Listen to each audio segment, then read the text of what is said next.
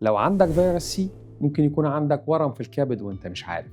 ناس كتير بتسأل هو جه امتى؟ هو كان موجود بس ساكت. أورام الكبد من أكثر الأورام شيوعاً في مصر، وده نتيجة انتشار فيروس سي في مصر. عشان كده مريض الكبد اللي بيظهر عنده أعراض زي فقدان الشهية وفقدان الوزن وتجمع السوائل داخل البطن أو اصفرار العين، كل ده مؤشر خطير جدا لوجود أورام الكبد. وهنا يجي بقى أكبر قلق عند المريض، هل لسه في أمل؟ هل في علاج؟ أنا بحب أطمنك، لسه في أمل.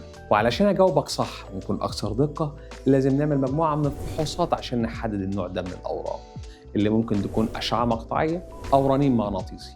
وساعتها نحدد طريقة للعلاج، اللي ممكن نبدأها بالاستئصال الجراحي أو التردد الحراري أو حتى زراعة الكبد. وهنا بقى أنا حابب أقول لك خبر كويس، إن جراحات الكبد اتطورت جدا في الفترة الأخيرة. ممكن نستأصل أورام الكبد ونحافظ على أكبر جزء من الكبد، سواء بالفتح الجراحي أو بالمنظار، وساعتها التعافي أسرع والألم أقل.